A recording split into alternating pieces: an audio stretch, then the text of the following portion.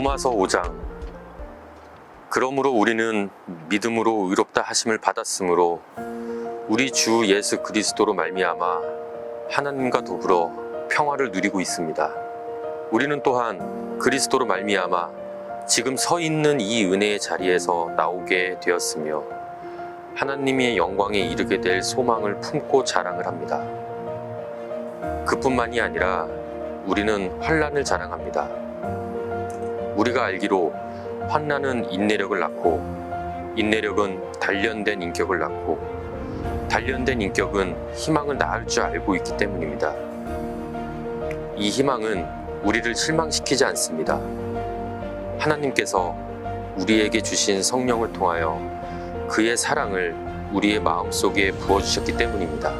우리가 아직 약할 때 그리스도께서는 제때 경건하지 않은 사람을 위하여 죽으셨습니다. 의인을 위해서라도 죽을 사람은 거의 없습니다. 더욱이 선한 사람을 위해서라도 감히 죽을 사람은 드뭅니다. 그러나 아직 우리가 죄인이었을 때 그리스도께서 우리를 위하여 죽으셨습니다. 이리하여 하나님께서는 우리들에 대한 자기의 사랑을 실증하셨습니다.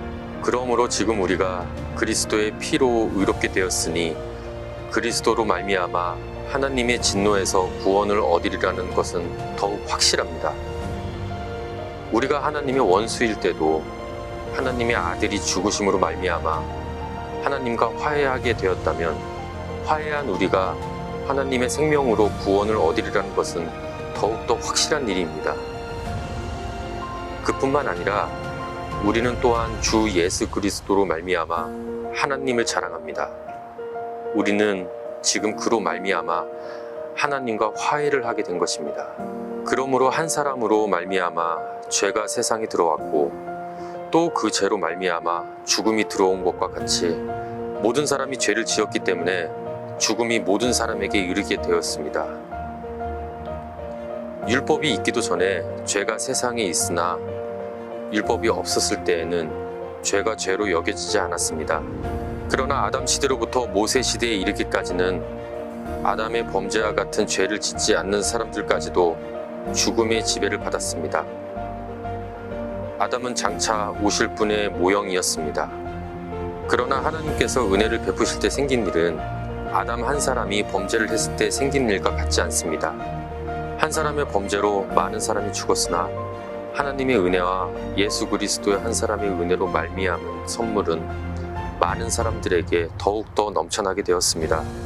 또한 하나님께서 주시는 선물은 한 사람의 범죄의 결과와 같지 않습니다. 한 사람의 범죄에는 심판이 뒤따라와서 유죄 판결을 내렸습니다마는 많은 범죄에서는 은혜가 뒤따라와서 무죄 선언이 내려졌습니다. 아담 한 사람의 범죄 때문에 그 한 사람으로 말미암아 죽음이 왕노릇하게 되었다면 넘치는 은혜와 의의 선물을 받은 사람들은 예수 그리스도 한 분으로 말미암아 생명 안에서 왕노릇을 하게 되리라는 것은 더욱더 확실합니다. 그러니 한 사람의 범죄 행위 때문에 모든 사람이 유죄 판결을 받았는데 이제는 한 사람이 의로운 행위 때문에 모든 사람이 의롭다는 인정을 받아서 생명을 얻게 되었습니다. 한 사람이 순종하지 않음으로 말미암아 많은 사람이 죄인으로 판정받았는데 이제는 한 사람이 순종으로 말미암아 많은 사람이 의인으로 판정받을 것입니다. 율법은 범죄를 증가시키려고 끼어들어온 것입니다. 그러나 죄가 많은 곳에 은혜가 더욱 넘치게 되었습니다. 그것은 죄가 죽음으로 사람을 지배한 것과 같이 은혜가 의를 통하여 사람을 지배하여 우리 주 예수 그리스도로 말미암아 얻은 영원한 생명에 이르게 하려는 것입니다. 로마서 6장. 그러면 우리가 무엇이라고 말을 해야 하겠습니까? 은혜를 더하게 하려고 여전히 죄 가운데 머물러 있어야 하겠습니까? 그럴 수 없습니다. 우리는 죄에는 죽은 사람인데 어떻게 죄 가운데서 그대로 살 수 있겠습니까? 세례를 받아 그리스도 예수와 하나가 된 우리는 모두 세례를 받을 때 그와 함께 죽었다는 것을 여러분은 알지 못합니까? 그러므로 우리는 세례를 통하여 그의 죽으심과 연합함으로써 그와 함께 묻혔던 것입니다. 그것은 그리스도께서 아버지의 영광으로 말미암아 죽은 사람들 가운데서 살아나신 것과 같이 우리도 또한 새 생명 안에서 살아가기 위함입니다. 우리가 그의 죽으심과 같은 죽음을 죽어서 그와 연합하는 사람이 되었으면 우리는 부활에 있어서도 또한 그와 연합하는 사람이 될 것입니다.